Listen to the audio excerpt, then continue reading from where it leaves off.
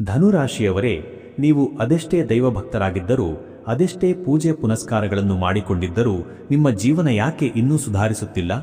ಯಾರೋ ನಿಮ್ಮ ಬೆಳವಣಿಗೆಯನ್ನು ಕಂಡು ಅಸೂಯೆಪಟ್ಟು ನಿಮ್ಮ ಮನೆಯ ನೆಮ್ಮದಿಯನ್ನು ಕಸಿಯಲು ಯಾವುದೋ ನಕಾರಾತ್ಮಕ ಶಕ್ತಿಯನ್ನು ಪ್ರಯೋಗಿಸಿದ್ದಾರೆಯೇ? ನಿಮ್ಮ ಪ್ರತಿಭೆ ಮತ್ತು ಯಶಸ್ಸಿಗೆ ಯಾರ ಕಣ್ಣು ಬಿದ್ದಿದೆ ಎಂಬ ಶಾಕಿಂಗ್ ಸತ್ಯವನ್ನು ನಾನು ಈಗ ಬಿಚ್ಚಿಡುತ್ತಿದ್ದೇನೆ.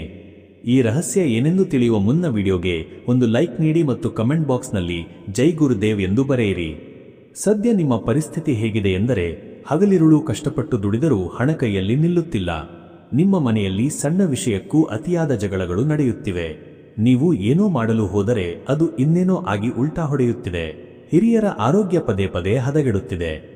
ಪ್ರಮುಖವಾಗಿ ನಿಮ್ಮ ಕನಸಿನಲ್ಲಿ ವಿಚಿತ್ರವಾದ ದೃಶ್ಯಗಳು ಕಾಣಿಸಿಕೊಳ್ಳುತ್ತಿರುವುದು ಮತ್ತು ಮಧ್ಯರಾತ್ರಿ ಇದ್ದಕ್ಕಿದ್ದಂತೆ ಎಚ್ಚರವಾಗುತ್ತಿರುವುದು ಯಾವುದೋ ನಕಾರಾತ್ಮಕ ಶಕ್ತಿ ಅಥವಾ ಮಾಟಮಂತ್ರದ ಪ್ರಭಾವವೇ ಎಂಬ ಸಂಶಯ ನಿಮ್ಮನ್ನು ಕಾಡುತ್ತಿದೆ.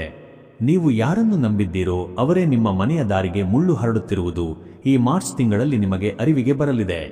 ನೆನಪಿಡಿ, ಧನುರಾಶಿಯವರ ಮೇಲೆ ಗುರು ಬಲವಿರುವವರೆಗೂ ಯಾವುದೇ ಶಕ್ತಿ ನಿಮ್ಮನ್ನು ಪೂರ್ತಿಯಾಗಿ ಅಳಿಸಲು ಸಾಧ್ಯವಿಲ್ಲ.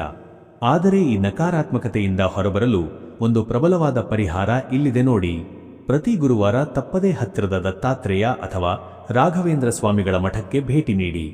ಸಾಯಂಕಾಲದ ಸಮಯದಲ್ಲಿ ಮನೆಯ ಎಲ್ಲಾ ಮೂಲೆಗಳಿಗೂ ಸ್ವಲ್ಪ ಗಂಗಾಜಲ ಅಥವಾ ಗೋಮೂತ್ರವನ್ನು ಪ್ರೋಕ್ಷಣೆ ಮಾಡಿ. ಮನೆಯ ಮುಖ್ಯ ದ್ವಾರಕ್ಕೆ ಕರಿಮೆಣಸು ಮತ್ತು ನಿಂಬೆಹಣ್ಣನ್ನು ಕಟ್ಟಿ. ಈ ಸಣ್ಣ ಕ್ರಿಯೆ ನಿಮ್ಮ ಮನೆಯ ಸುತ್ತಲಿರುವ ಕಪ್ಪು ನೆರಳನ್ನು ಹೊಡೆದೋಡಿಸಿ ನಿಮ್ಮ ಅದೃಷ್ಟದ ಬಾಗಿಲು ತೆರೆಯುವಂತೆ ಮಾಡುತ್ತದೆ.